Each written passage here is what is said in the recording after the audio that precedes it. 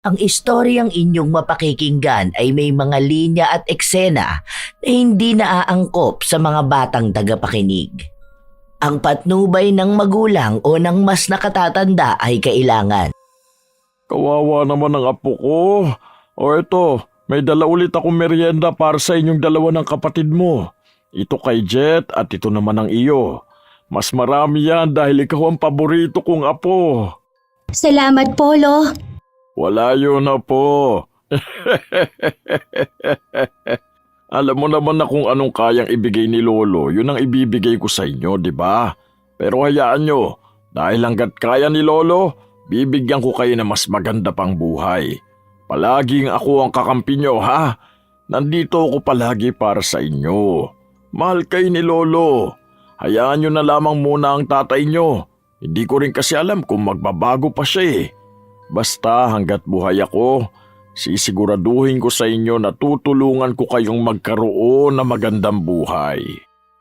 Paano kung ang inaasahan mong tao na dapat ay poprotekta sa iyo ay siya pa mismong taong aagaw ng iyong kamalayan? Ganon ang nangyari sa dalagitang si Pearl. Ito rin ang magiging dahilan upang lapitan ng itim na kapangyarihan. Makakamtan niya kaya ang hustisya na kanyang hangad? May katahimikan pa kaya siyang makakamtan matapos nito? O maging siya ay tuluyang magpapasakop sa galit at kadiliman? Nasaan ang pinabibili kong alak? Hindi ba sabi ko sa'yo gusto ko pagising ko meron na dito? Wala po kasi akong pambili, Tay. Nagamit ko po kasi yung pera.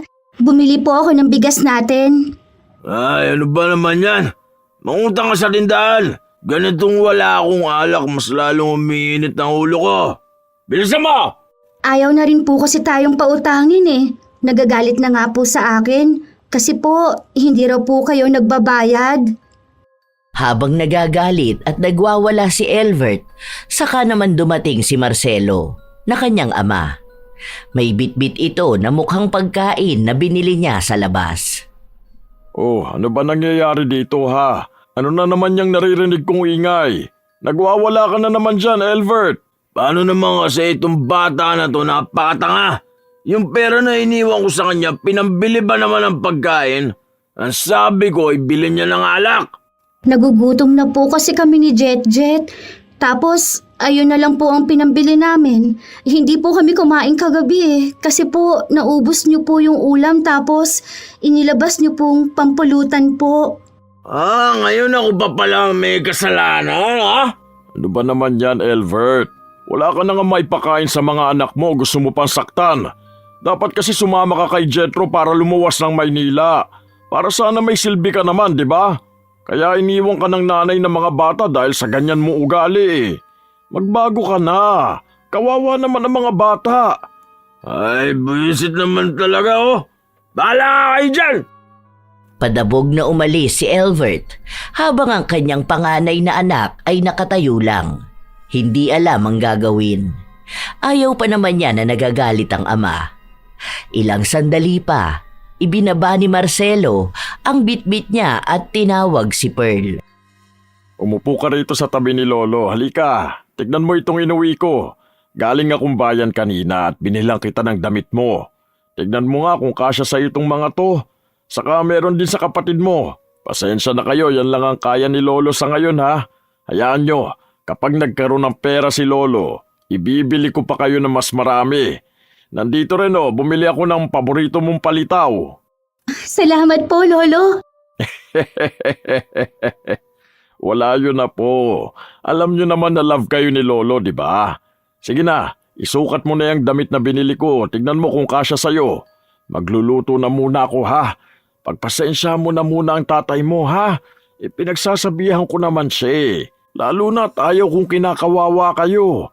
Iniwan na nga kayo ng inyong ina tapos ganyan pa siya makitungo sa inyo. O siya, magluluto na talaga ako.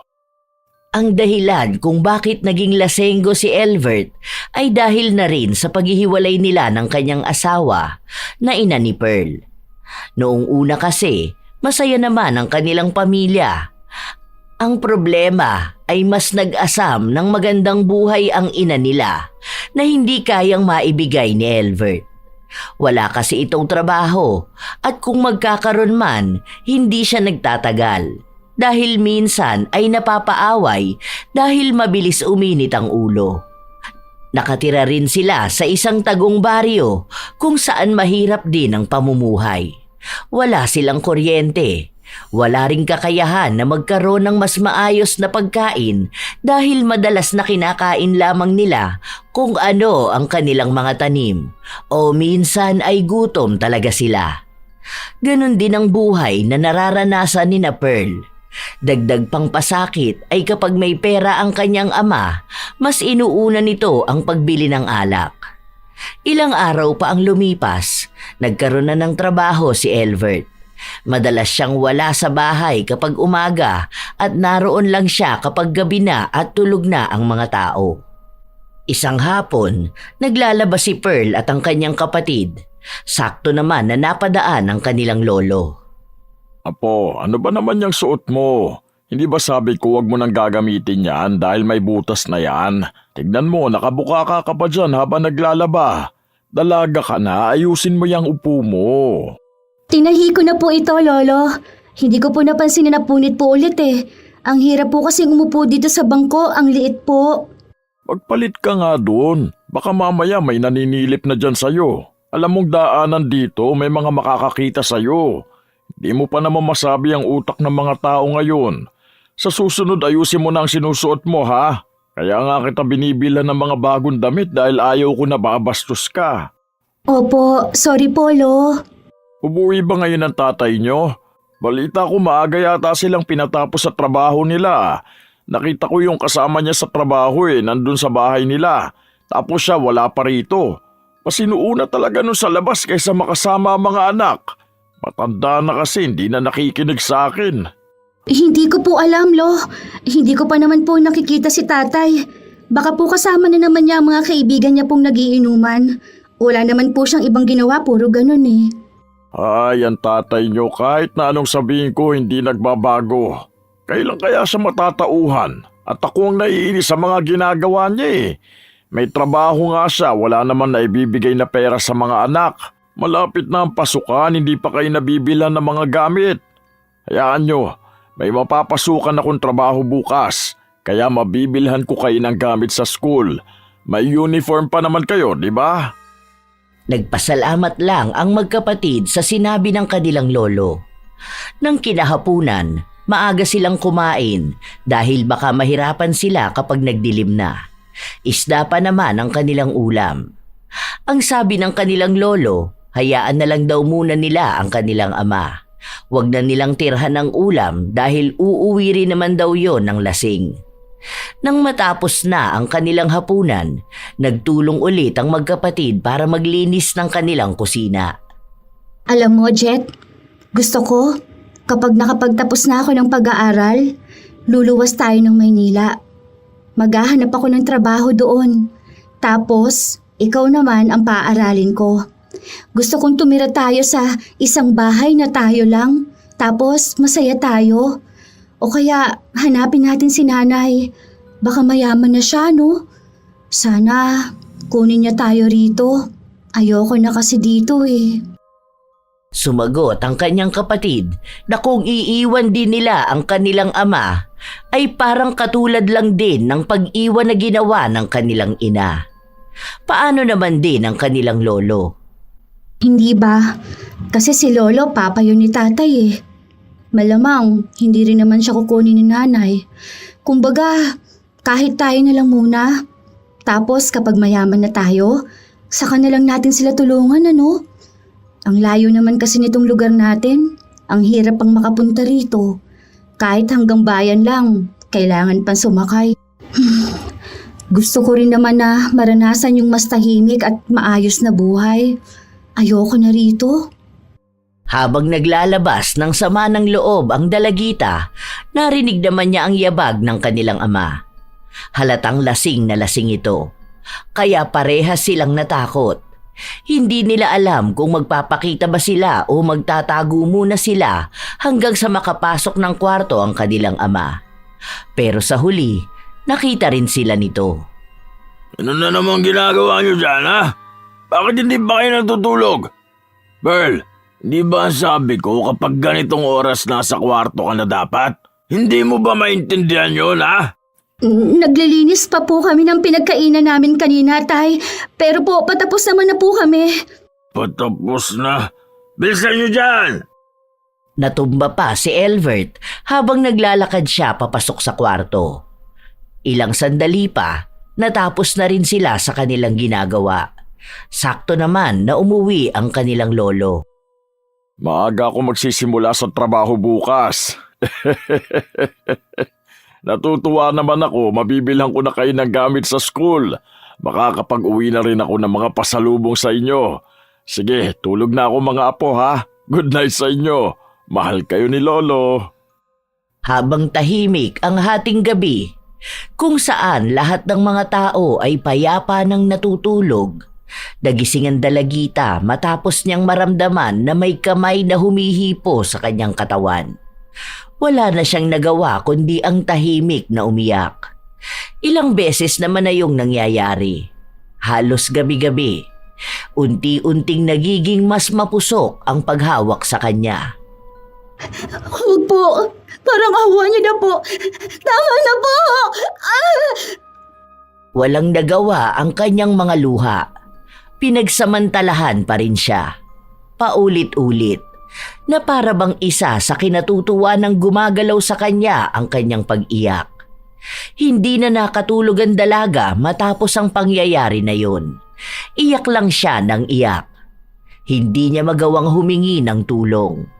Dahil iniisip niya kung sino bang tao ang maniniwala sa kanya kapag isinumbong niya ang ilang beses na panghahalay sa kanya. Bata pa lang siya nang magsimula ang ganon. Wala siyang malapitan at matakbuhan. Pakiramdam niya ay wala siyang kakampi. Kinabukasan, maagang nagising ang dalagita.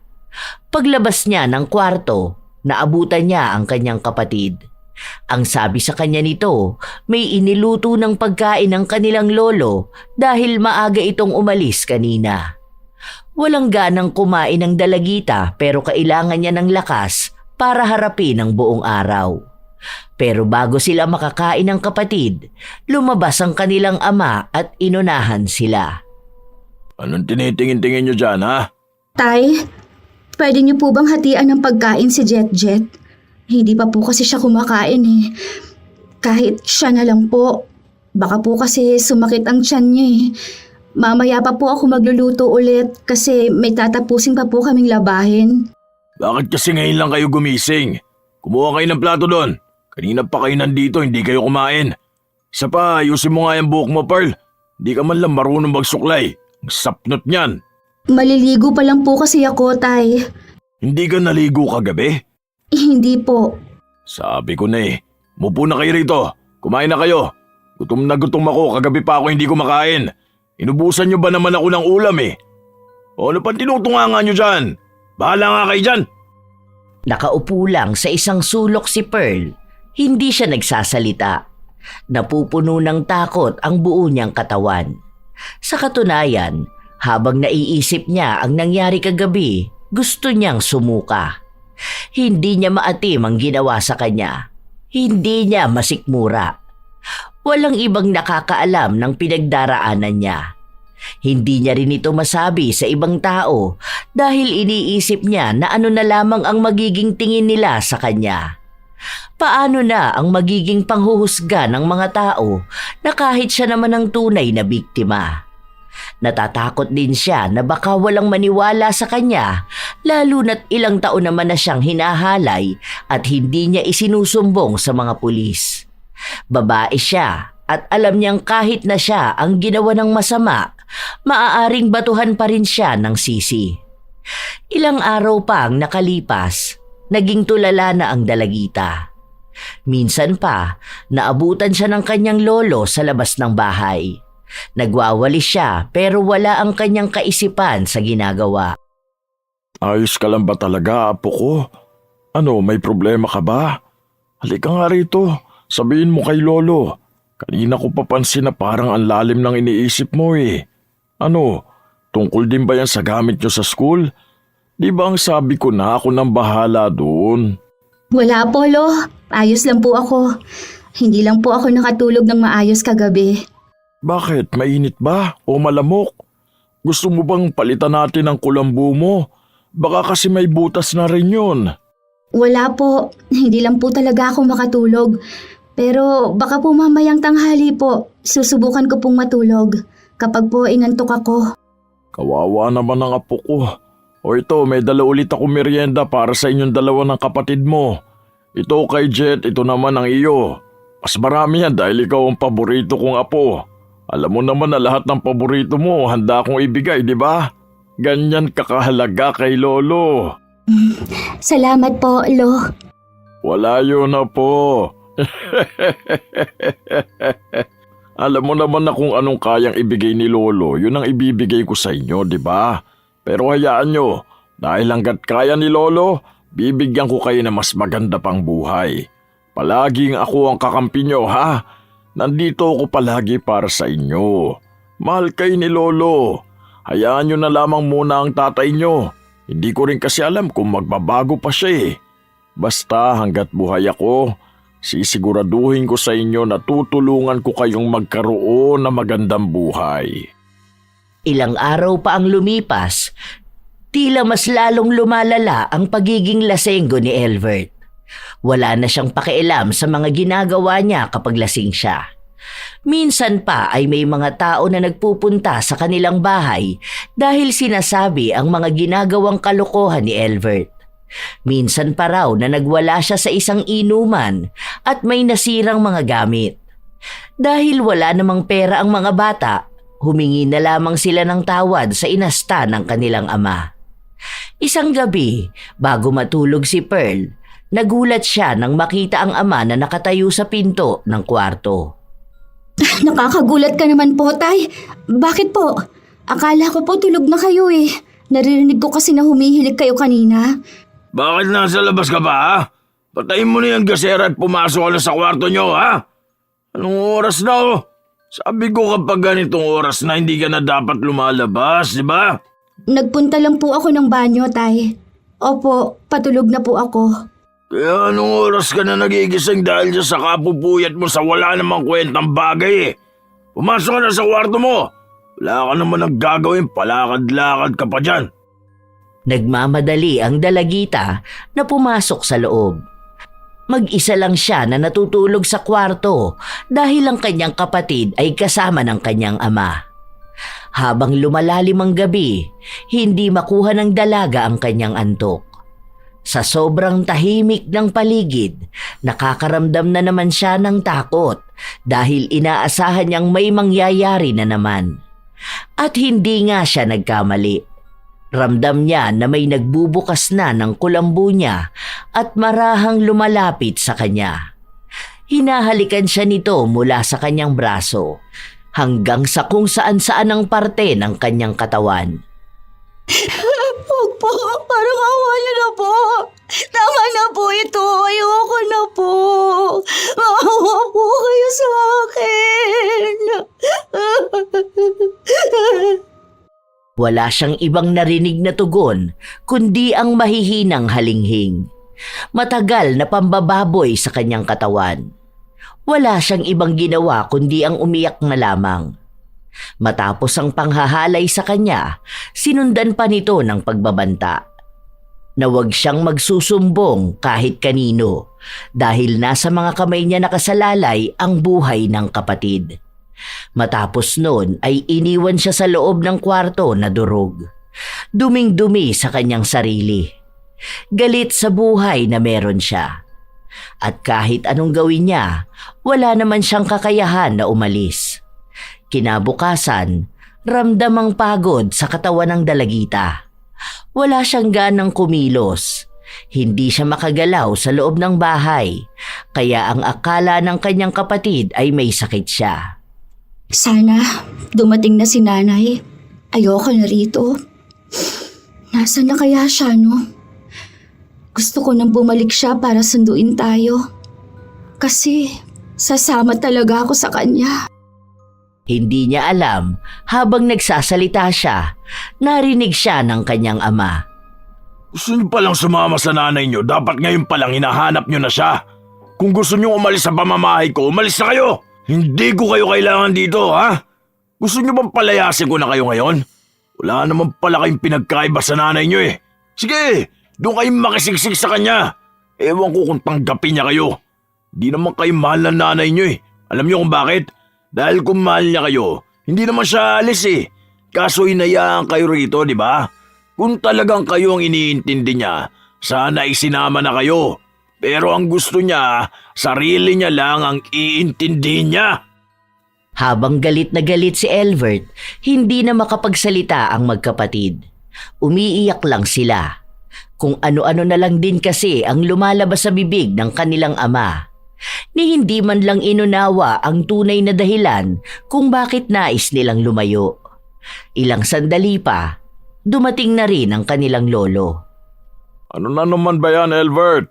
Malayo pa lang ako naririnig ko na yung bunganga mo. Bakit pinagagalitan mo na naman ang mga bata? May nagawa na naman ba silang mali? Paano mukhang nagpaplano na yung dalawa mong apo na umalis dito? Kung may plano naman na pala sila, dapat matagal na nilang ginawa yon, di ba? O kaya dapat sumama na sila dun sa magaling nilang ina. Sige, ngayon pala mag-impake na kayo at ituturo ko sa inyo kung paano kayo makakarating sa terminal. Lumayas na kayong dalawa! Baka naman kasi nasabi lang nila yun. Hindi naman ganun ang ibig nila sabihin eh. Intindihin mo, mga bata lang yan oh. Paano kung gusto naman sana nilang magkaroon ng magandang buhay, di ba? Kaso dahil hindi ka nagtatrabaho at panay ka inom, hindi mo yun maibigay sa kanila. Baka may problema sila na hindi nila masabi sa'yo. Sana sa halip na magalit ka sa mga bata, alamin mo rin ang pangangailangan nila. Sige, gampihan nyo na lang yung mga apo nyo. Bahala nga kayo dyan. Magsama-sama kayo. Wala rin naman ako mapapala sa inyo eh. Galit na lumabas ng bahay si Elvert. Ang mga bata naman ay umiiyak lang habang magkayakap silang dalawa. Sa mga araw pang lumilipas, wala nang ibang ginawa si Pearl kundi ang umiyak o kaya ay tumulala. Halos gusto na nga niyang gawin ang sinabi ng kanyang ama na lumayas na lang sila. Ang iniisip niya ay kung anong mangyayari sa kanila ng kapatid niya kapag nasa kalye na lang sila. Baka mas lalo lang silang mapahamak. Wala siyang ibang pagpipilian kundi magtiis muna. Lalo na sa mga gabing hinahalay siya. Isang araw, umuwi si Marcelo na may bitbit na mga gamit. Tignan nyo nga to mga apo ko. Gusto nyo ba ng ganitong notebook? Hindi ko kasi alam kung anong bibilihin ko. Kanina may nakita akong nagbebenta kaya binili ko na. Ang mura lang kasi nila magbenta eh.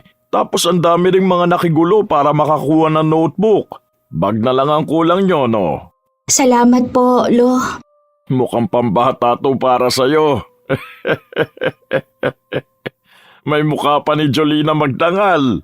Okay lang po yan, Lo. Wala naman po yan sa cover ng notebook. Kahit ano na lang po. Ang babait talaga ng mga apo ko. Yung mga kakilala ko kasi ang aarte daw ng mga apo nila. Parang ayaw daw nilang gumamit ng mga ganito. Bukas nga may magbibigay sa akin ng bag eh. Pinaglumaan ng mga anak nila. Pili na lang kayo doon kung anong gagamitin nyo. Ay, yung ama nyo naman wala namang ginawa dito para sa pag-aaral nyo. Sige na, itabi nyo na muna to. Magpapahinga na muna si Lolo, ha? Hindi na kumibo pa ang mga bata. Ilang sandali pa, umuwi ang kanilang ama. Lasing ito, pero may bitbit siyang 2 plastik. Sukat nyo nga kung kasya yan sa inyo. Ano po ito, Tay? Uniform po namin? Nakikita mo naman na siguro, no? Kapag hindi yan kasya sa inyo, sabihin nyo sa akin. Babalik ko yan bukas. Matutulog na ako. Sakit na ng ulo ko eh.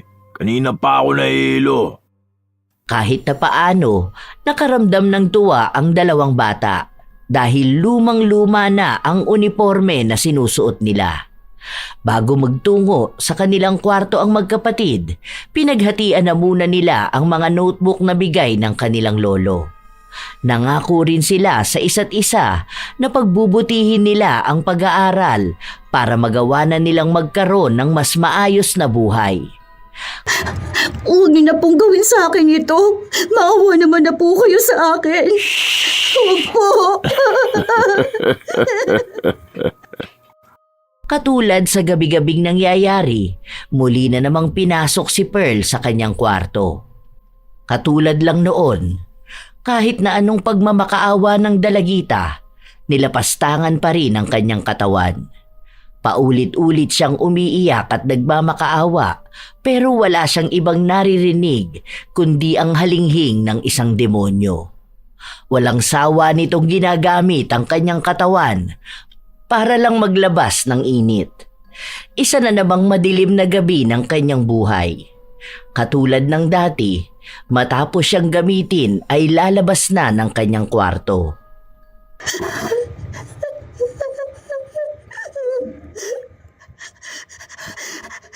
Hanggang kailan ba ako magiging ganito? Ayoko na. Ayoko na sa sarili ko. Ang dumi-dumi ko. Gusto ko na maging malaya. Pero anong gagawin ko? Puro na lang din takot ang nangingibabaw sa akin. Paano ako iintindihin ng mga tao kung ako mismo hindi ko maintindihan ang sarili ko?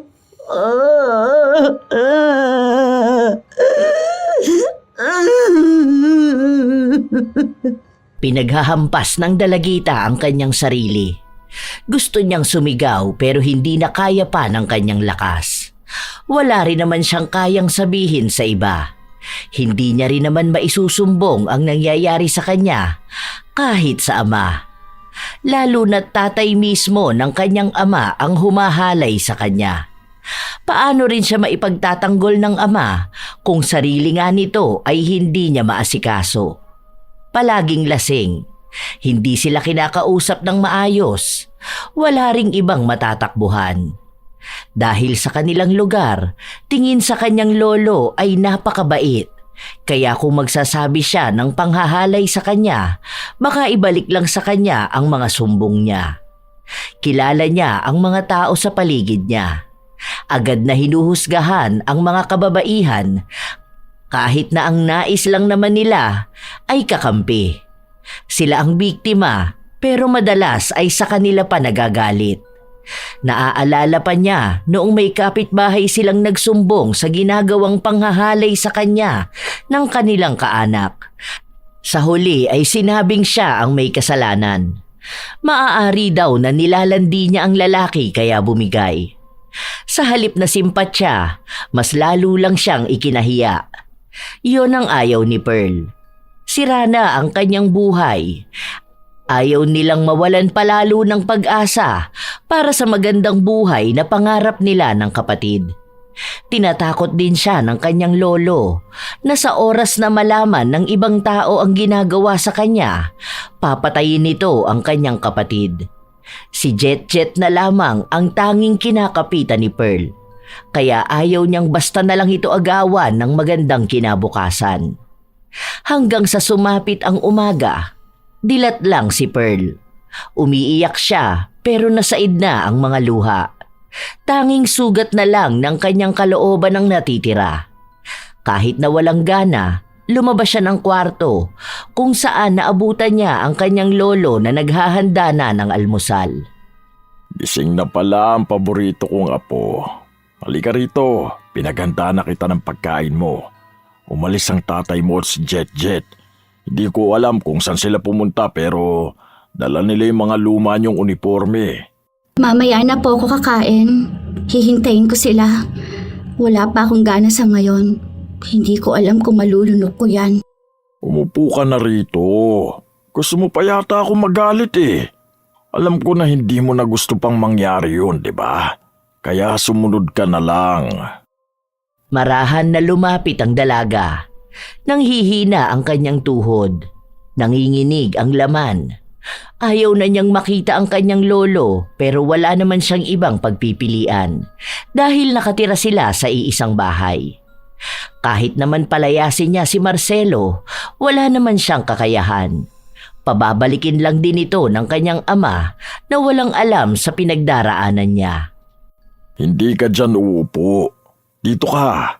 Kumandong ka sa akin. Ayoko po. Anong ayaw mo? Hindi ka pwedeng tumanggi sa akin. Baka gusto mong patayin ko sa harapan mo ang kapatid mo. Dito ka. Wala ka ibang pagpipilian.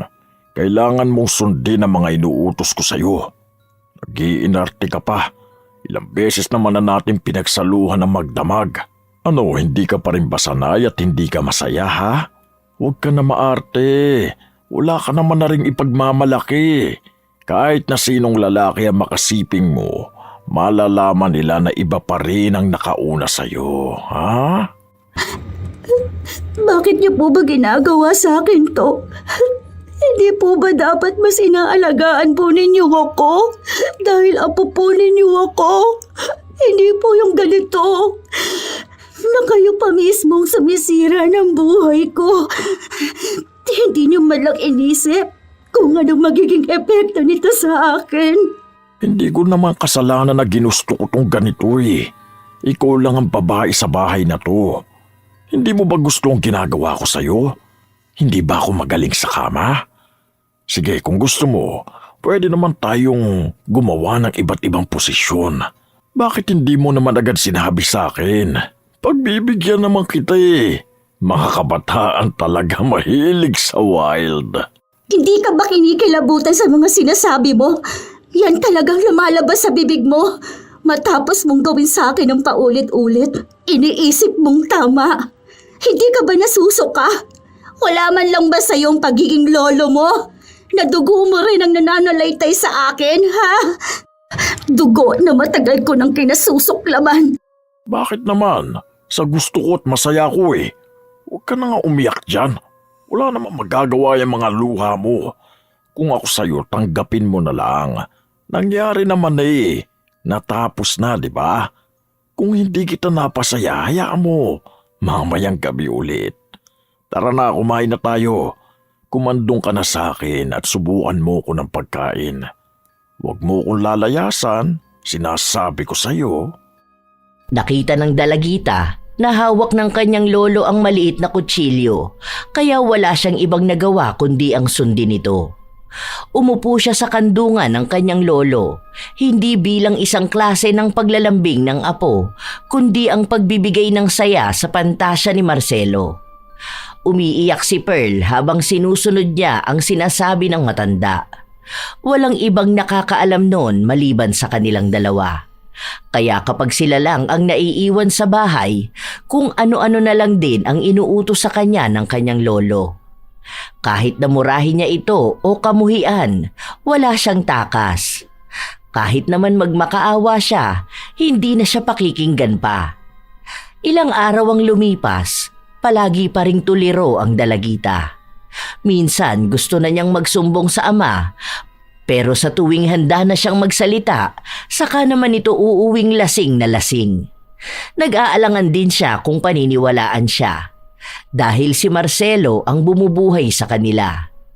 Isang umaga, gumising na naman si Pearl nang walang ibang iniisip kung paano niya matatapos ang kalbaryo ng buhay kasama ang kanyang lolo.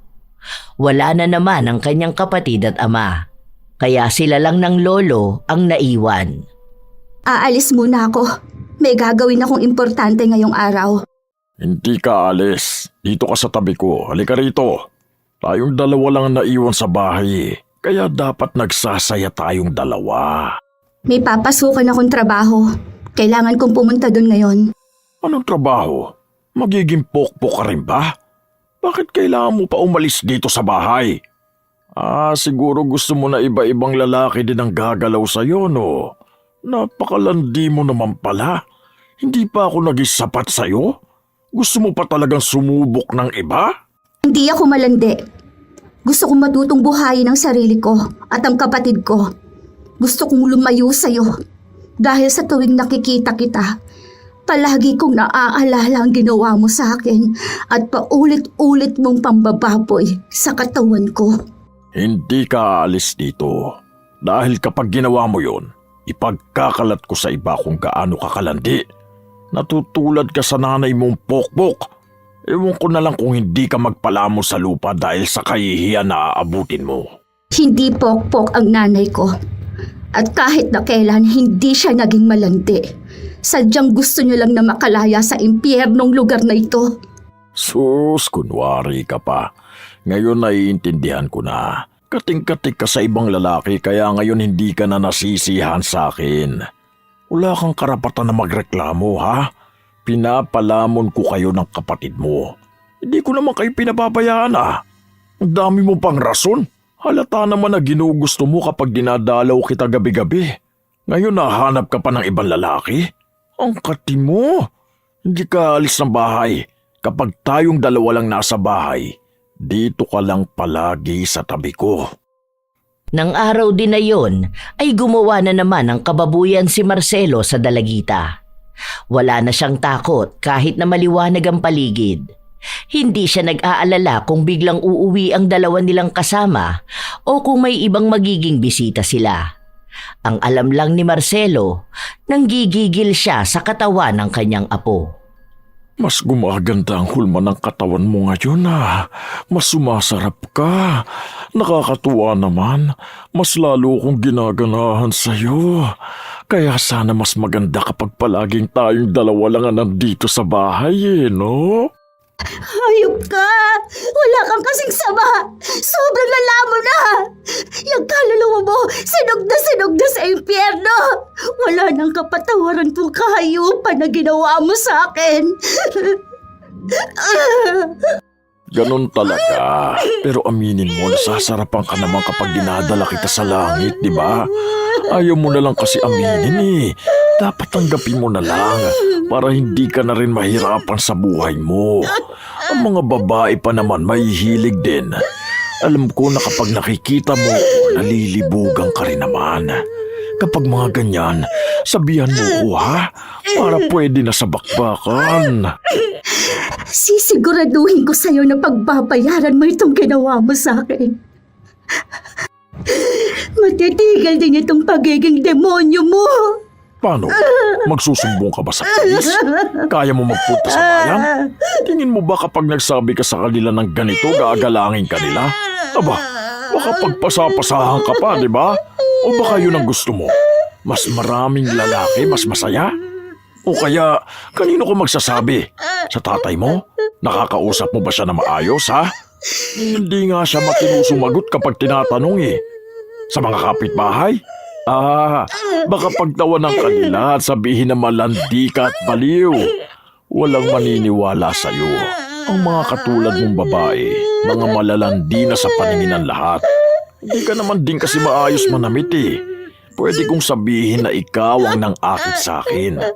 Alam naman nila na mabait ako, na may respeto sa babae. Hindi naman gagahasain ng mga babae kung hindi rin naman nila gusto, di ba? 13 years old pa lang ako nung ginawa mo to sa akin. 2 taon na akong nandidiri sa sarili ko. Hindi ka man lang ba nakaramdam ng awa sa bata, ha? Nasa dami naman ng babae sa paligid. Sa sarili mo pang apo. Sa bagay, paano nga naman maaawa ang isang demonyo? Walang ibang laman niyang utak mo kundi kahalayan. Pero naniniwala ako na makakaganti rin ako sa'yo. Maghintay ka lang. Darating din ang araw na pagbabayaran mo itong lahat. Sige, maghihintay na lang ako ng araw na yan. Walang kahit nakatiting na simpatya si Marcelo sa pagdurusa ng kanyang apo. Tila ba hindi niya ito nakikita bilang isang bata na kasama niyang lumaki, kundi kasangkapan lamang kapag malakas ang tawag ng laman. Kinabukasan, habang nagwawalis sa labas si Pearl, dumating ang isa nilang tiyahid. Anong nangyari sa'yo? May sakit ka ba? Ayos lang po ako. Medyo nahihilo lang po pero wala naman po akong sakit. Parang namumutla ka kasi. Ang lalim pa ng mga mata mo. Sigurado ka ba na ayos ka lang, ha? Nandyan ba ang tatay mo? Wala po. Ako lang po ang mag-isa rito. Kaalis lang din po ni Lolo. Halika po, pasok po kayo, tita. Mabuti naman po at napasyal kayo. Ngayon din po ba kayo aalis? Pwede po bang sumama na kami ni Jet sa'yo pag alis mo? Kung pwede lang sana, Pearl. Pero alam mo naman na nangangamuhan lang din ako, di ba? Buti nga nakapasyal ako rito, may dala kasi ako mga damit. Yung amo ko kasi may mga damit na binigay sa akin kasi malalaki na mga anak niya. Kaya naisip ko kayo ng kapatid mo. Day off ko ngayon, nakisabay lang ako doon sa kakilala ko. Wala kasi akong pamasahe. Tita, kahit po mamasukan na lang din po ako. Ayoko na po kasi dito. Kahit tumira na lang po ako kahit sa maliit lang na bahay o kwarto. Basta po, malayo po rito. Ha? Bakit? Ano nangyari? Hindi kumibo ang dalagita. Nag-aalangan siya kung paano niya sisimula ng kanyang sasabihin. Naaalala niya kasi na tatay ng tiyahin niya si Marcelo. Kung sisiraan niya ito, marahil ay magagalit ito sa kanya. 2 beses pa siyang tinanong pero hindi na niya sinagot. Pinangungunahan siya palagi ng takot at hiya. Sabihin mo sa akin, Pearl, ano ba nangyari? Wala po. Hayaan niyo na lang po. Naisip ko lang po yun. Gusto ko lang po kasi magkaroon ng pera. Alam niyo po yun. Para po, makaipon na rin po ako. Kahit po sana maliit lang ang sahod ko. Hindi ba kayo nag-aaral? O wala lang kayong pasok ngayon? Sa susunod na linggo pa po ang pasok namin. Dapat po ngayon pero may inayos po sa school eh. Oh, nag-aaral ka pala tapos gusto mo sumama sa akin para mamasukan ka. Bata ka pa kasi hindi ka pa rin papayagan doon. At mas maganda sana kung makatapos ka muna ng pag-aaral mo para mas maganda ang magiging trabaho mo. Ano ba talagang nangyari? Wala po, tita. Okay lang po. Sa susunod na lang po ako sasama sa inyo. Kapag nag-18 na lang po ako, sunod po ako doon. Kasama ko po si Jet. Sabihin mo sa akin, yung totoong nangyayari dito sa bahay, lahat. Ano pong nangyayari? Maliban po sa palaging lasing si tatay. May ginagawa ba sa'yo matandang yon? Si Marcelo? Sabihin mo na. Huwag kang mag-alala, pakikinggan kita. Hindi kumibo si Pearl. Hawak ng kanyang tiyahin ang kanyang mga kamay. Nanlalamig siya. Walang salita pero bumuhos ang kanyang mga luha. Baka sa kanya ang takot at hiya. Ginagalaw ka ba ng hayop na yun? Tita! Tita, huwag ka po magagalit sa akin. Hindi ko po ginusto. Pinilit lang po ako. Pinilit ko naman po na magmakaawa na huwag eh. Ayoko po talaga. Hindi po ako malandi, tita. Ang walang yang yun? Bakit? Pati ba naman ikaw? Anong ginagawa ng tatay mo, ha? Ilang beses ko na siyang pinagsabihan, bakit hindi siya nakikinig sa akin? Kilala naman niya kung gaano kademonyo ang hayop niyang ama. Ay naku, pasensya ka na, Pearl. Sorry. Doon lang nakaramdam ng kapanatagan ang dalagita. Pakiramdam niya may isang tao na hindi siya huhusgahan. Nakaramdam siyang ligtas siya. Kahit na hindi na niya ipaliwanag ang ginawa sa kanya, naiintindihan na ito ng kanyang tiyahin. Nang kinagabihan, dapat sana ay aalis na si Eden pero nagpaiwan siya para sa pamangkin. Ayaw niyang iwan ito ng basta lang. At naabutan niya nga ang kanyang kapatid na lasing na lasing. Talaga ba, kuya? Ganyan ka uuwi ng bahay niyo? Wala kang ibang alam sa nangyayari sa mga anak mo, ha? Anong klase kang ama? Matatawag mo pa bang ama ang sarili mo? Anong pinagsasabi mo, ah? Maayos naman ang mga anak ko rito sa bahay. Nandito naman si tatay eh. Mababait din naman sila at masisipag. Ipinagkatiwala mo talaga ang mga anak mo sa isang demonyo? Alam mo naman kung anong ginawa ng hayop na yun dati, di ba? Nagbago na si tatay. Nakikita ko naman kung gaano na siya kabait ngayon. Bumabawi na siya sa pamilya natin. Kaya magpatawad ka na ha. Maganda naman na rin ang buhay mo, di ba? Maayos ka na sa trabaho mo. Tapos na yun at ngayon nakikita ko kung gaano siya kabuti sa mga apo niya. Wala kang kwentang ama! Alam mo yon, ha? Kaya tama lang na iniwan ka ng asawa mo.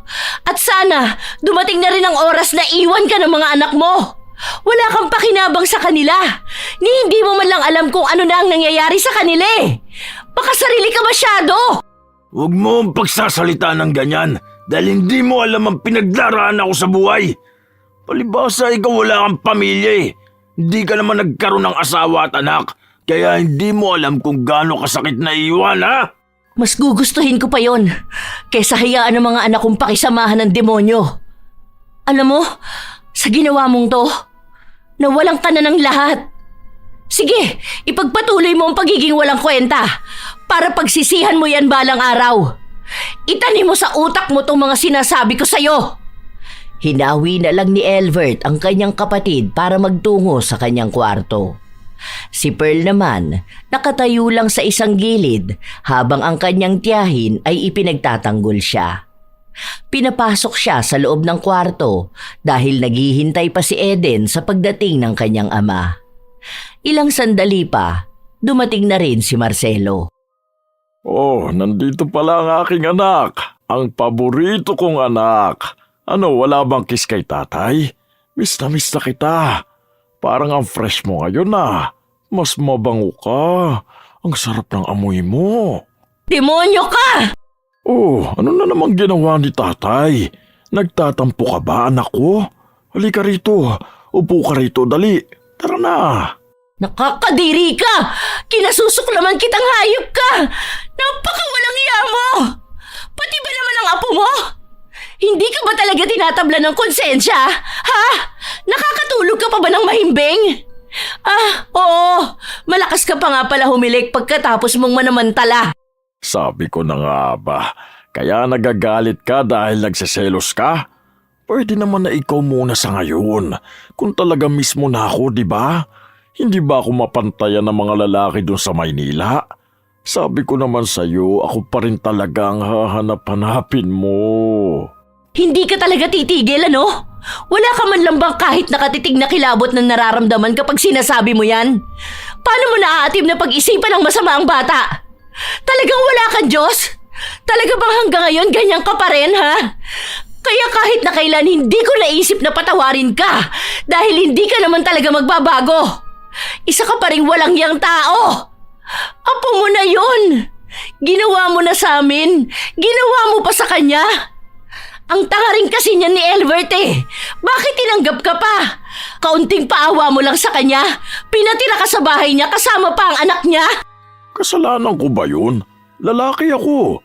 Normal naman siguro sa isang lalaki na magkaroon ng pakiramdam sa isang babae, di ba? Sa anong magagawa ko kung nagagandahan ako sa apo ko? Tinuturuan ko naman din siya para kapag nagkaroon na siya ng asawa, hindi siya iiwan dahil magaling siya sa kama. Putang ina! Normal sa lalaki ang maging rapist? Normal sa lalaki ang magkaroon ng interes sa isang menor de edad? Hindi lang simpleng libog yan. Sinira mo ang buhay ng bata. Binalot mo ng takot ang pagkatao niya. Dinala mo siya sa pinakamadilim na yugto ng buhay niya.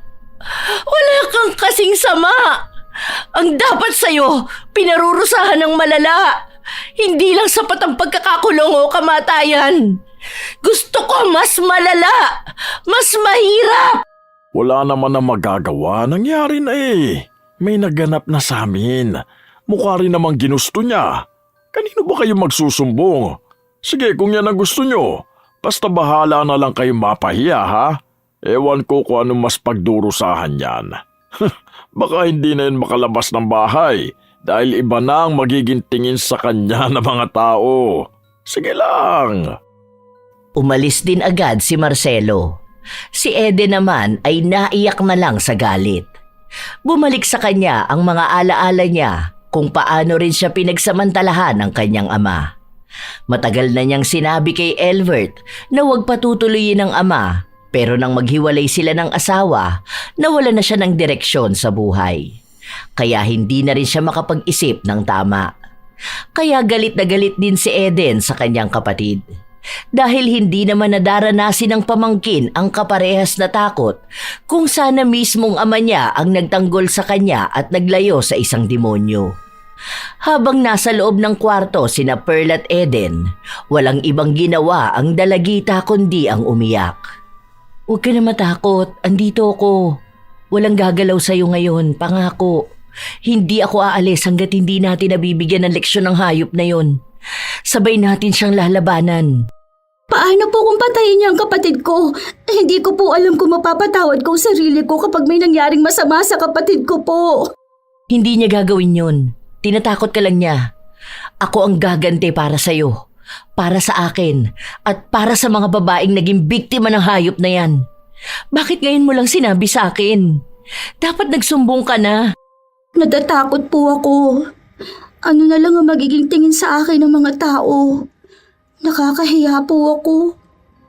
Lolo ko pa siya. Nakatira po kami sa iisang bahay. Mabait ang tingin sa kanya ng mga tao. Hindi ko po kaya mag-isa. Dahil paano kung walang maniwala sa akin? Ano na lang po ang mangyayari? Sorry. Sorry pamangkin ko na nararanasan mo to. Pangako, hindi na to mauulit pa. Ako ang magbibigay ng hustisya para sa'yo. Wala ako naging kakampi noon pero ngayon sisiguraduhin kong magkakaroon ka. Buo na sa kalooban ni Eden ang gumanti sa kanyang ama. Naaalala niya ang kanyang sarili kay Pearl. Noong kabataan niya rin, ipinapanakot sa kanya ng ama na papatayin ng kanyang ina kapag hindi siya pumayag na magpagalaw. Kaya halos ilang taon din siyang naging kasangkapan ng kademonyohan ng ama. Nang magkaroon siya ng pagkakataon na lumayas, ginawa niya yun. Sa tuwing nakikita niya ang ama, nanginginig ang kanyang laman sa galit. Lalo na ngayon na isa na namang bata ang nabiktima niya. Isang dalagita na katulad niyang natakot noon. Walang ibang kakampi si Eden noon dahil noong nagsumbong siya, walang nakinig sa kanya. Napahiya lang siya at naging katatawanan sa ibang tao. Kaya ramdam niya ang takot ni Pearl na kahit naaabuso na siya, hindi ganun kadali ang magsumbong. Dahil marami pa ring tao na sarado ang utak pagdating sa ganoong issue ng lipunan. Kahit na marami namang kababaihan ang naaabuso at walang matakbuhan. Sa mga araw na lumipas, hindi umaalis sa tabi ni Pearl ang kanyang tiyahin kaya walang ibang magawa si Marcelo kundi ang mainis. Ano ba talagang balak mong gawin dito? Hindi ka pa ba alis? Ilang linggo na ako nagtitiis dito sa bahay. Kung ayaw mo rin naman sa akin, dapat umalis ka na. Huwag ka namang gulo rito. Malapit na. Huwag ka mag-alala. Malapit na kaming umalis. Isasama ko ang mga bata kapag bumalik ako ng Maynila. Hindi ako papayag na isasama mo ang mga bata. Dito lang sila, lalo na si Pearl. At bakit hindi? May karapatan ako sa kanila dahil mga pamangkin ko sila. Kung gusto mo, kayong dalawa niyang lasenggo mong anak ang magsama rito sa bahay. Mukha naman ding hindi na gumagana ang utak ni Kuya eh. Mas nabaliw pa siya nung nawala ang asawa niya. Tapos ngayon wala siyang kaalam-alam sa kawalang niya ang ginagawa mo sa panganay niyang anak. Hindi naman sasama sa'yo mga bata. Kilala ko mga yun. Hindi nila iiwan ang kanilang ama. Isa pa, wala ka rin naman magandang buhay sa Maynila eh. Hindi mo sila kayang buhayin. Gusto nila. Matagal na. Yun ang paraan ko para maisalba sila sa halimaw na gaya mo. Pero tandaan mo to, hindi pa dun matatapos ang lahat. Dahil habang nabubuhay ka, may kasalanan kang pagbabayaran. Tingnan natin kung hanggang kailan mo ipagmamalaki ang ari mo na sumira ng maraming kamalayan ng mga kababaihan. Dahil ang kababuyan mo, may malaki ang ganti mula sa langit. Oras na para tapusin ang kasamaan mo. Buong tapang si Eden na lumalaban para sa karapatan ng kanyang pamangkin. Ilang araw pa ang lumipas, hindi pa rin siya umaalis. May pagkakataon pa na kailangan niyang may puntahan at nasa paaralan ng pamangkin. Hindi niya ito agad nasabihan na wala siya sa bahay. Kaya nang makauwi si Pearl, ang naabutan lang niya sa bahay ay ang kanyang lolo. Takot na takot ang dalaga, lalo na at pinipilit siya nito. Huwag ka na magpumiglas, ha? Wala naman dito ang tita mo kaya wala kang kakampi. Gigil na ako kapag nakikita kita eh. Tara na, ako na lang magpapalit ng uniform mo. Bagay na bagay sa iyong ganyang suot. Mas lalo ka nagiging maganda sa paningin ko, apo. Lolo, wag Sarap po. talaga. Tama na po itong ginagawa niyo sa Ano akin. ba? Dito ka Ano ba? Ha? Ayoko! Oh, Sinipa ni Pearl ang ari ng kanyang lolo na naging dahilan para masaktan ito. Sakto naman na dumating ang kanyang kapatid at ama. Tinanong kung ano ang nangyayari sa kanila. Pero dahil halatang lasing na lasing si Elvert, madali lang siyang napaniwala na naglalaro lang ang dalawa at hindi siya sinasadyang tamaan ng apo. Hindi naman na sinundan pa ang tanong. Pinaniwalaan na lang siya ng anak at agad na nagtungo sa kanyang kwarto upang matulog. hindi ko palalampasin tong ginawa mo sa akin. Sinisiguro ko sa iyo na pagsisisihan mo tong paglaban mo. Akala mo yata kung sino ka na matapang dahil lang nandyan ang tita mo. Kahit anong gawin mo, hindi ka pa rin makakatakas sa akin. Ah, aray ko! Aray! Kahit hanggang kinabukasan, iniinda pa rin ni Marcelo ang masakit niyang ari. Hindi siya masyadong makakilos dahil sumasakit ito. Minsan pa ay napapasigaw siya kapag kumikirot. Hindi maikakaila na masaya si Pearl sa nangyayari sa kanyang lolo. Hinahayaan niya lang ito kapag humihingi ng tulong sa kanya. Dahil yun din naman ang utos sa kanya ng tiyahin. Ilang linggo na ang nakalipas. Namamagana ang ari ni Marcelo. Kapansin-pansin ito dahil tila ba may bukol sa kanyang suot na pantalon. Madalas itong kumikirot lalo na kapag gabi na. Dahil sa ganun niyang nararamdaman, hindi na siya makatulog ng maayos. Tulungan niyo nga ako! Dalhin niyo ako sa ospital, hindi ko na ito kaya! Sobrang sakit talaga! Alam mo naman siguro na sobrang layo ng ospital dito, di ba? Tumira ka rito, alam mong pahirapan magpunta doon lalo na kung biglaan. Kaya bakit mo ko inuutusan na dalhin ka doon, ha? Ano gusto mo? Mahirapan ako ng ganito, ha? Kung sana alam mo lang kung gaano kasakit ang nararamdaman ko. Wala ka bang awa sa tatay mo, ha? Joke ba yan? Mukha bang may awa pa ako sa'yo, ha? Sa mga kababaihan ba na ni-rape mo, naawa ka? Nung humihingi ng awa sa'yo ang apo mo, naawa ka ba? Hindi naman, di ba? Kaya wag mong aasahan na meron kang makukuha na ganun sa amin. Andito pa rin ako sa bahay dahil gusto ko tong nakikita sa'yo.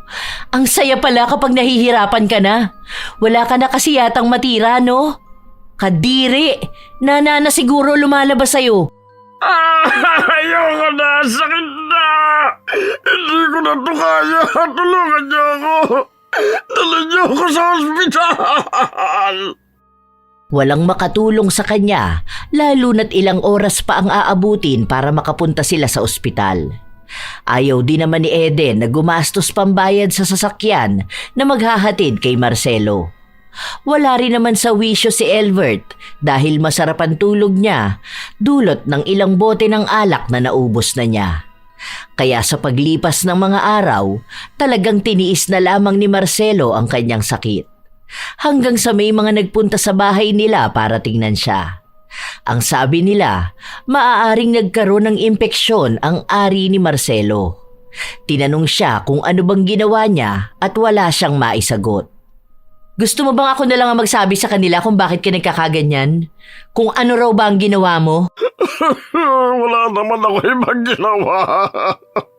Tulungan niyo naman akong gumaling. Hindi ko na ito kaya. Sobrang sakit. Ayun na naman siya. Kumikirot siya ng sobra. Panay na lamang sigaw ni Marcelo ang naririnig. Nagsabi ang mga tao na yon na pwede siyang dalhin sa ospital pero kailangan nila ng isang pwedeng sumama. Hindi naman pumayag si Eden na siya ang sasama dahil ang sabi niya ay kailangan niyang asikasuhin ang mga bata. Hindi rin naman pwede ang kanyang kapatid dahil lasing ito. Kaya sa huli, hindi rin nadala sa ospital si Marcelo. Ano bang problema mo sa akin? Sasamahan mo lang ako sa ospital? Anong klaseng anak ka? Kanyang ka makitungo sa magulang mo? Talagang galing pa sa'yo? Ako pa ngayon ang ganitong anak? Anong akala mo sa sarili mo, mabuting ama? Buti sana kung naging mabuti kang magulang, di ba? Kaso wala ka namang ibang ginawa kundi ang manghalay. Kaya huwag kang hihingi ng tulong sa iba dahil isa kang demonyo. At ang mga katulad mo hindi dapat tinutulungan. Dapat masayang pinapanood na nahihirapan. Huwag mong gamitin ang salitang anong klase akong anak. Kung hindi mo rin naman alam ang sagot kung anong klaseng magulang ka, di ba? Anong klase kang lolo? Tama lang mamagayang ari mo. Sa dami ba naman ang pinilit na pinasukan yan eh. Magdusa ka na lang dyan sa paghihirap mong ganyan. Masama ang hindi marunong magpatawad sa magulang. Tandaan mo, walang patutunguhan ng mga anak na hindi nagpapatawad. Kahit masama pa akong anak dahil hindi ako nagpatawad ng ama, wag lang may iba pang kababaihan ng masira ang buhay dahil sa'yo. Okay lang sa akin, walang marating sa buhay. Basta makita ko lang na nagdurusa ka. Wala kang karapatan sa kapatawaran. Kasi kahit napatawarin ka ng mga taong ginawan mo ng masama, uulit at uulit ka. Sana mas lalo pang mabulok yung ari mo. Galit na galit si Marcelo pero wala siyang magawa. Pero kahit na gano'n na ang nangyayari sa kanya, hindi niya pa rin maiwasan na manyakin ang kanyang apo. Kapag tinutulungan siya nito ay hinihipuan niya pa rin. Pinipilit niya pa rin na makipagtalik sa kanya hanggang sa hindi na talaga siya nilapitan ni Pearl. Apo, tulungan mo naman si Lolo.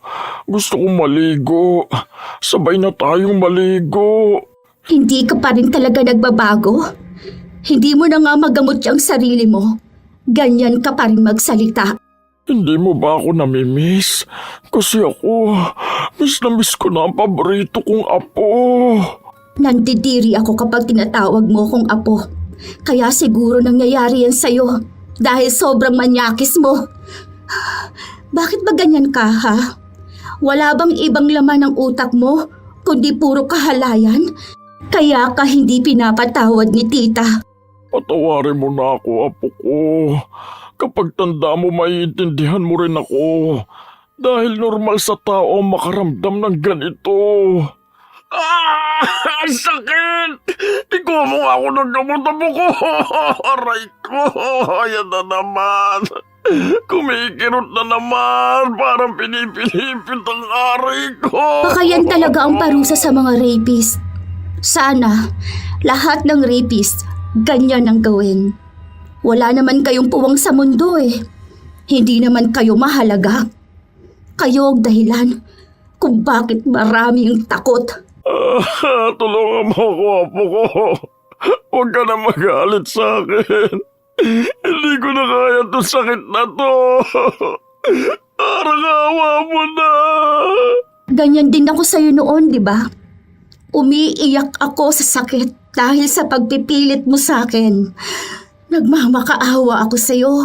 Paulit-ulit. Pero ikaw, tumatawa ka lang.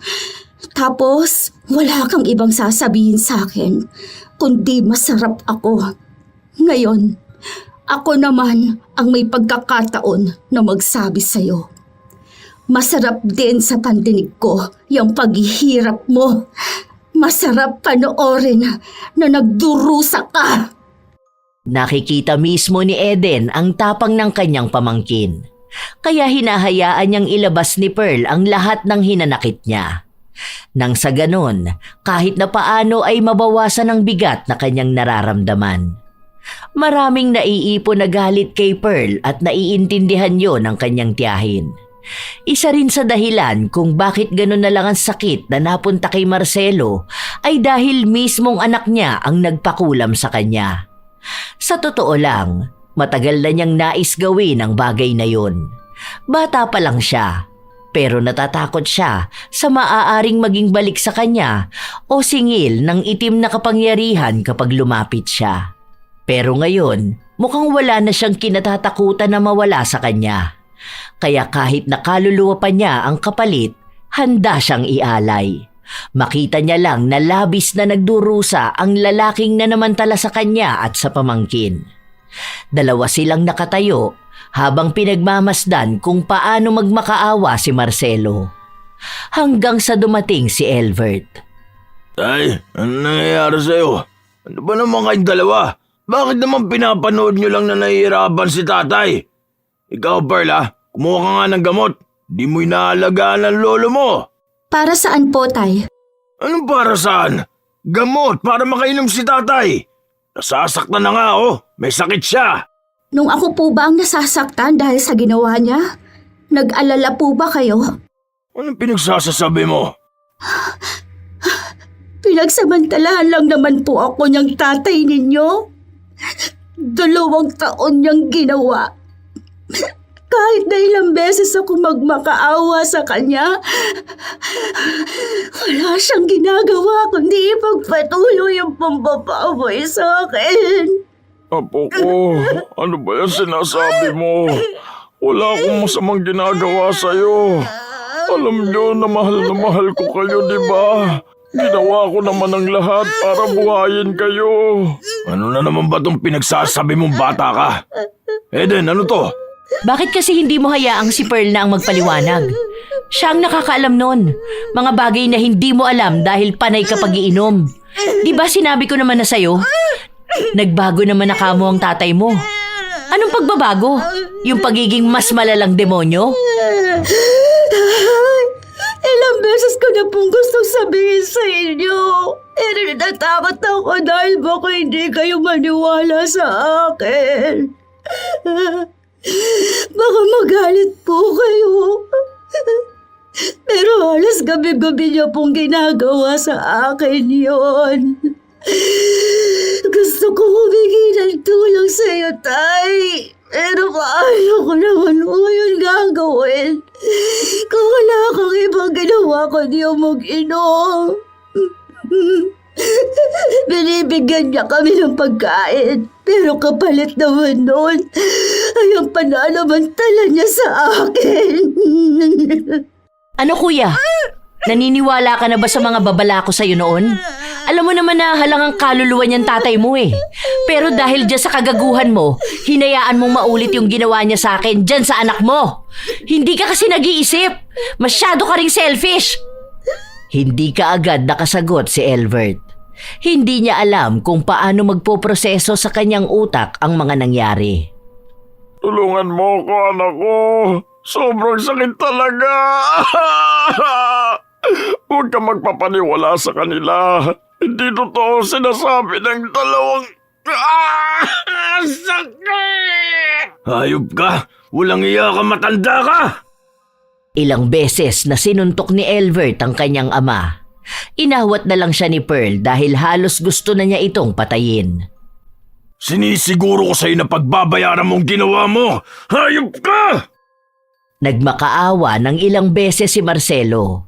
Ginamit na naman niya ang salitang ama at magulang para ipaalala sa kanyang mga anak na dapat ay ginagalang siya at hindi dapat nagtatanim ng sama ng loob sa kanya. Hindi siya humingi ng tawad dahil pilit niyang sinasabi sa kanila na wala siyang ginawang masama. Doon lang din natauhan si Elvert sa mga nagawa niyang kamalian. At para makabawi sa anak, pinakulong niya ang sarili niyang ama kahit pa na may sakit ito. Huwag niyo naman gawin sa akin tong ganito. Anak, lalaki ka. Alam mo kung anong pangangailangan natin, di ba? Hindi ko kasalanan to. Isa pa, anak mo ang kusang lapit ng lapit sa akin. Lalaki ako pero pinandidirihan kong ginawa mo. Kadugo mo. Hindi lang si Pearl, pati na si Eden. Sarili mong anak yun. Isa sa malaking pagsisisi ko nung naawa ako sa'yo kaya pinatira kita sa bahay ko. Hindi ko akalain na hantong sa ganito ang lahat. Wala kang kasing sama! Huwag mo naman ako ipakulong. Kailangan ko ng tulong nyo. May sakit ako. Kahit na ano mangyari, kahit pabalik-balik ta rin natin ang mundo, ako pa rin ang ama nyo. Dapat kayong mga anak marunong kayo magpatawad. Marunong ako magpatawad. Kaya nga pinatawad kita noon, di ba? Dahil ang akala ko nagbago ka na. Mas lumala ka pala. Nasira pa ang anak ko dahil sa kawalang hiya mo. Hindi mo na ako madadala sa mga paawa mong ganyan. Hindi mo na ako kayang mauto. Tama lang yan. Dapat mong pagdusahan ang mga kasalanan mo. Pero tatay niyo pa rin ako. Pamilya pa rin tayo. Ang kahihiyan na binibigay niyo sa akin, kahihiyan niyo rin. Alam mo kung anong kahihiyan lang ang tatanggapin ko? Kahihiyan ko bilang anak mo. Magdusa ka dyan sa kulungan. Kasabay niyang sakit mong walang lunas. Ilang beses pang nagmakaawa si Marcelo sa kanyang anak para ilabas siya sa kulungan, pero tinalikuran lang siya at umalis na. Buo na ang loob ni Elvert. Ilalaban niya ang karapatan ng kanyang anak laban sa ama.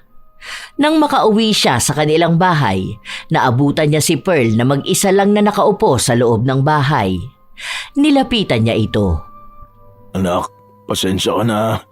Patawarin mo kung naging masama akong ama. Nawala akong kwenta. Hindi ko natupad yung pangako ko na poprotektahan ko kayo kahit na anong mangyari. Ako na yun nandito pero wala man lang ako nagawa. Patawarin mo ko, nak. Kung magagalit ka man sa akin, ayos lang. Sigawan mo ko, sakta mo ko, magalit ka lang. Isumbat mo sa akin lahat, ayos lang. Dahil alam ko naman na may mali talaga sa akin. Naging makasarili ako. Wala akong ginawa kundi ang uminom. Nawala na sa akin ang nanay niyo tapos hindi ko man lang namalaya na pati kayo mawawala na pala sa akin. Bumawi naman po kayo, tay. Kahit na tatay niyo yun, gumawa kayo ng paraan para maipakulong siya. Hindi ko lang po masabi doon dahil natatakot ako. Lalo na po sa panghuhusga ng mga tao kapag nalaman nila. Paano po kung hindi ninyo ako paniwalaan? Dahil tatay po ninyo siya. Ang dami po. Ang dami. Nabuhay ako sa takot. Pangako ko sa iyo, anak. Mabibigyan ng ustisya ang lahat. Magtiwala ka lang kay tatay, ha? Akong bahala sa iyo. Kakampi mo ko sa kahit na anong laban. Mahal na mahal kita. Mahal ko kayo ng kapatid mo. Malaki ang naging pagbabago kay Elvert. Hindi na siya nag-iinom at naging responsable na siyang ama. Gusto niyang bumawi sa kanyang mga anak. Lalo na at sinisisi niya ang kanyang sarili. Dahil kung hindi siya naging pabaya, wala namang mangyayari kay Pearl. Gusto niyang patunayan na magkakampi sila ng kanyang anak. Sa paglipas ng mga araw, nagpatuloy ang kaso kay Marcelo. Dahil din doon, lumabas ang balita sa kanilang lugar. Dumating na ang araw na kinatatakutan ni Pearl. Ang husgahan siya ng mga tao sa paligid niya. Kung ano-ano na lang ang kanyang naririnig. Hati ang opinyon ng mga tao. May naaawa sa kanya at may naaawa kay Marcelo. May iba pang nagsasabi na sana raw ay pinatawad na lang nila ang matanda, lalo na at may sakit ito. Kaya kapag yon ang naririnig ni Elvert, lumalabas talaga ang kasamaan ng kanyang ugali. Ayaw niyang tinitingnan ng ibang tao bilang maruming babae ang kanyang anak. Dahil wala namang kasalanan si Pearl. Dahil sa naging malaking issue, nagsabi si Eden na sumunod na lang sila sa Maynila. May uupahan siyang bahay kung saan pwedeng doon na lang muna sila. Habang si Elvert naman ay maghahanap na lamang ng trabaho doon. Para daw makaiwas sila sa mga taong walang magandang dulot para sa kanilang pamilya.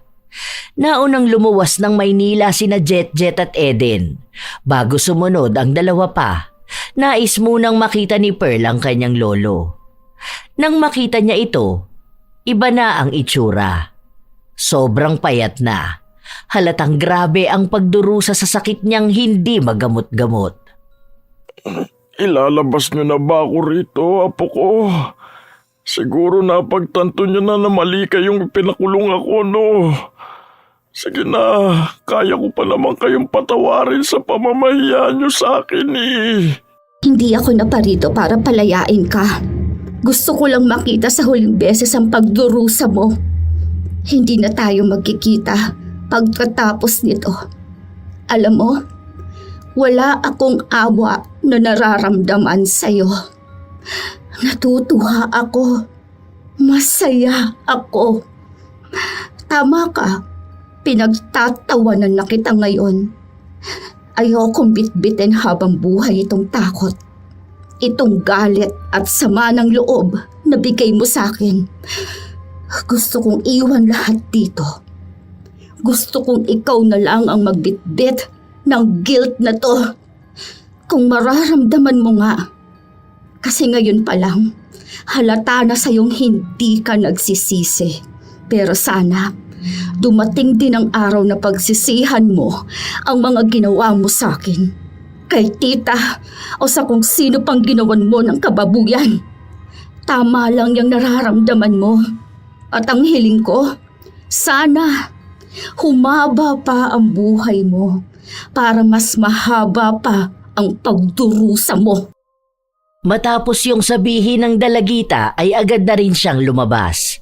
Hindi na niya kailangan pang hintayin kung ano ang sasabihin ng kanyang lolo. Wala rin namang pagbabago sa ugali nito. Hindi rin naman ramdam ng dalagita na nagsisisi si Marcelo. Ni hindi nga ito humingi ng tawad sa kanya. Nang araw na yon, umalis na rin sila ng kanyang ama. Yun na ang huling beses na nagkita sila. Sa paglipas ng panahon, unti-unting bumangon si Pearl. May mga gabi na dinadalaw siya ng kanyang nakaraan pero nagagawa niya itong harapin sa tulong ng kanyang ama. Tinupad din naman ni Elvert ang pangako niya. Gumawa siya ng paraan para magkaroon ng trabaho at matustusan ang pamumuhay nilang pamilya. Yon ang kanilang bagong buhay. Hindi na makakaapekto pa ang kanilang nakaraan sa magandang kinabukasan. Ilang taon na ang lumipas, may isang balita na natanggap si Pearl. Nakalaya na raw ang kanyang lolo pero wala na itong matirhan. Naging palaboy na raw habang bitbit pa rin ang sakit na walang lunas. Namamaga pa rin daw ang ari. Minsan pa siyang nabugbog ng mga tambay matapos niyang hipuan ng isang bata. Mabuti na nga lang daw ay hindi siya pinatay. Mukhang kahit na ano pang nangyari kay Marcelo, hindi na nagbago ang kanyang ugali. Hindi niya kayang iwan ang pagiging makasalanang tao. Kaya alam ni Pearl na tama ang naging desisyon nila. Nakakalungkot mang isipin ay may mga tao talagang nakakaranas ng kahalayan sa loob mismo ng kanilang tahanan. Hindi ito nadadala sa edad, kasarian o pagkakakilanlan. Anak, apo, kapatid o kahit sino paman, kapag kademonyohan na ng isang tao ang umiral, wala na siyang iba pang pakikinggan. May mga nananahimik dahil sa takot. Takot na hindi paniwalaan. Takot sa mga matang mapanghusga. Takot na masira ang pamilya o pangalan. Ngunit sa kabila ng takot na yon, may mga tulad ni Pearl, mga taong matagal na piniling manahimik, ngunit kalaunan ay natutong bumangon at lumaban para sa sarili. Hindi sila dapat sisihin. Hindi sila mahina. Sila ay mga biktima. Hindi dahilan ng kasamaan ng iba. Tunay na sa lipunang ginagalawan, may mga tao pa ring sarado ang isip. Mga hindi pa rin marunong umunawa. Minsan pa nga, sa halip na yakapin ng mga biktima, sila pa ang unang nagtutulak sa mga ito palayo. Kaya maraming nananatiling tahimik, hindi dahil gusto nila, kundi dahil natatakot silang muling masaktan, muling pagtawanan o hindi paniwalaan. Ngunit sana, dumating ang araw na mas magiging maingay ang pakikipaglaban at pagbangon kaysa sa ingay ng pang-aabuso. Sa mga naging biktima ng karahasan, kahalayan o anumang pang-aabuso, tandaan palagi na hindi mo kasalanan ang nangyari sa'yo. Lagi niyong isipin na may karapatan kayong pakinggan. may karapatan kang lumaban. Hindi madali ang proseso, pero naway dahan-dahang dumating ang paghilom ng mga sakit ng isang madilim na kwento ng inyong buhay. At ang mga taong mas piniling manahimik, hindi sila mahina o duwag. Huwag mo sanang ikahiya ang iyong sarili. May mga tao pa ring makakaintindi ng iyong sugat. At para naman sa mga taong mapagsamantala, ang bawat kasalanan na ginagawa nyo ay may kaparusahan. Darating din ang takdang oras para kayo ay magbayad. Kailanman ay hindi kayo makakatakas sa batas ng